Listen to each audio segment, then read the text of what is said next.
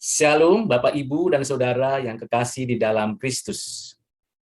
Hari ini kita kembali membaca dan merenungkan firman Tuhan.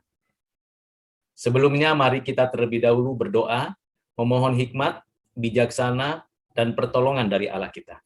Marilah kita berdoa. Bapa di surga, terima kasih. Hari ini kami mau membaca dan merenungkan firman. Kiranya Roh Kudus memberi pencerahan kepada kami dan mampukan kami mengerti pengajaran apa yang Engkau ingin kami ketahui dan ingin kami lakukan. Berilah hikmat dan damai sejahtera-Mu memenuhi pikiran kami.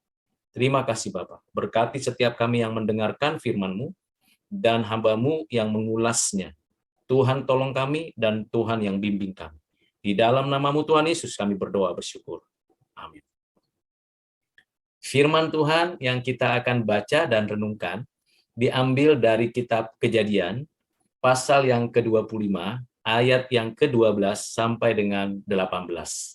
Demikianlah firman Tuhan. Inilah keturunan Ismail, anak Abraham, yang telah dilahirkan baginya oleh Hagar, perempuan Mesir, hamba Sarah itu. Inilah nama anak-anak Ismail, disebutkan menurut urutan lahirnya. Nebayot, anak sulung Ismail, selanjutnya Kedar, Adbel, Mibsam, Misima, Duma, Masa, Hadad, Tema, Yetur, Nafis, dan Ketma. Itulah anak-anak Ismail dan itulah nama-nama mereka, menurut kampung mereka dan menurut perkemahan mereka. 12 orang raja, masing-masing dengan sukunya. Umur Ismail ialah 137 tahun. Sesudah itu ia meninggal, ia mati dan dikumpulkan kepada kaum leluhurnya. Mereka itu mendiami daerah dari Hawila sampai Syur, yang letaknya di sebelah timur Mesir, ke arah Asyur. Mereka menetap berhadapan dengan semua saudara mereka. Demikian jauh pembacaan firman Tuhan pada hari ini. Yang berbahagia ialah kita yang menyimpannya dan mempelajarinya, serta mengambil pengajaran dari ayat-ayat ini untuk kehidupan kita saat ini. Dari ayat-ayat ini kita belajar beberapa hal penting. Yang pertama, Tuhan adalah Tuhan yang setia pada janjinya.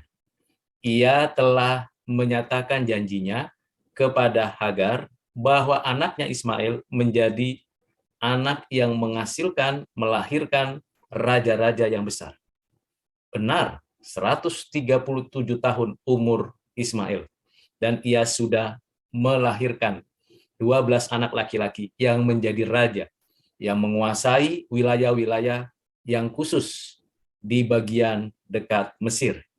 Dan mereka memiliki kekuatan dan menguasai semua tempat itu dengan sangat baik.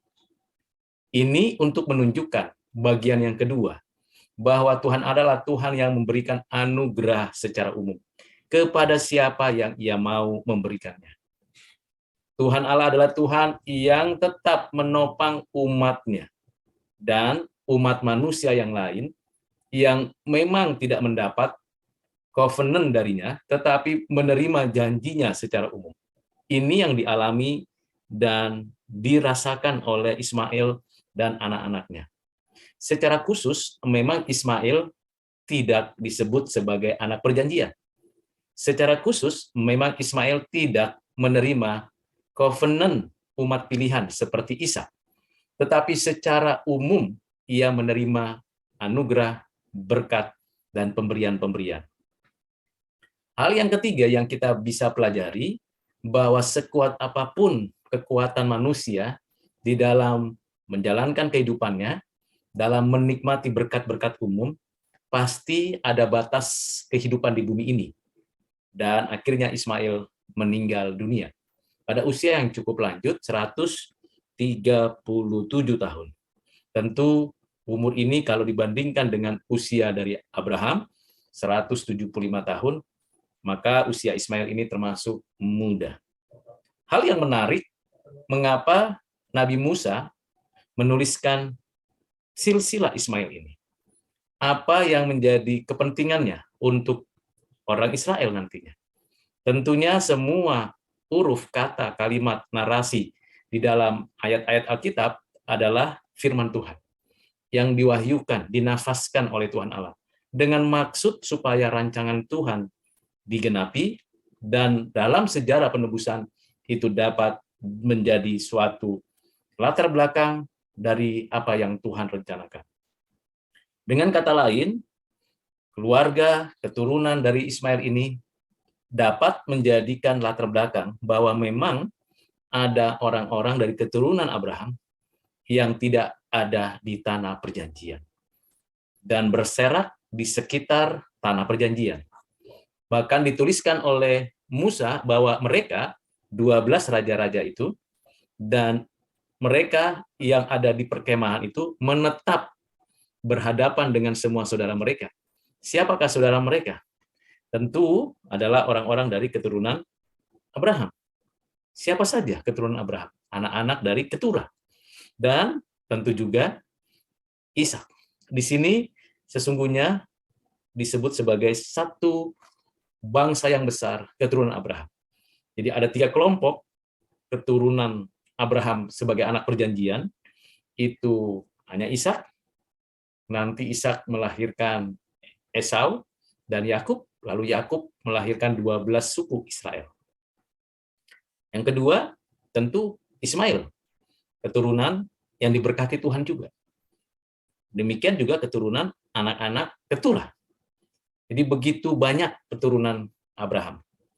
Tetapi dari 2 koloni besar bangsa-bangsa, keturunan Ismail, keturunan anak-anak Keturah, dan Ishak, maka yang paling kecil ini justru yang menerima covenant dan mewarisi covenant dari Tuhan Allah. Keturah punya anak banyak, Agar punya anak banyak, tapi Sarah punya anak hanya 1 dan satu-satunya. Ini memberikan kepada kita pengajaran bahwa bukan karena banyak, maka pastilah orang itu orang yang menerima covenant. Bukan karena sedikit, maka orang tersebut tidak berdampak apa-apa di dalam dunia dan peradaban manusia. Tidak demikian. Namun, baik anak-anak Ismail, 12 raja itu, dan anak-anak Keturah tetap adalah keturunan Abraham, yang dari awalnya mereka saling menghargai, saling memahami kehidupan mereka masing-masing, dan mengerti posisi mereka. Belakangan hari, setelah ada suku-suku bangsa lain yang mencoba untuk melakukan hal-hal yang tidak berkenan, maka mulai muncul suatu perbedaan-perbedaan yang menyebabkan mereka tidak mau bersahabat, berkeluarga dengan orang-orang Israel. Jadi ayat-ayat ini bukan diletakkan begitu saja, seperti sebuah sisipan cerita dan kisah. Tidak demikian. Ini menjadi ayat-ayat yang penting untuk mengerti keberlanjutan daripada kisah-kisah yang ada di dalam sejarah orang Israel. Hal terakhir yang perlu kita pahami bagian ini adalah bagaimana Tuhan menempatkan setiap anak-anak Abraham ini tepat pada tempat yang tepat, dan mereka masing-masing diberkati oleh Tuhan. Orang-orang yang menerima berkatnya, menerima kembali berkat itu dan membagikan berkat itu. Dengan kata lain, bahwa Abraham yang menerima berkat, keturunannya mendapatkan berkat, dan orang-orang di sekitarnya juga demikian. Kiranya kita juga di dalam konteks kekinian mengalami dan menikmati berkat dan menjadikan diri kita saluran berkat bagi orang lain. Kiranya Tuhan menolong Bapak, Ibu, dan Saudara, seperti yang Tuhan nyatakan, bahwa Tuhan setia pada janjinya, dan Tuhan tidak pernah meninggalkan karya ciptaannya. Tuhan memberkati kita, mari kita berdoa. Bapa di surga, terima kasih untuk hari ini, untuk firman yang boleh kami baca, kami dengarkan, dan kami renungkan. Pembelajaran yang kami dapatkan dapat berguna, bermanfaat bagi kami. Terima kasih Bapa, di dalam nama-Mu Tuhan Yesus, kami berdoa, kami bersyukur. Amin.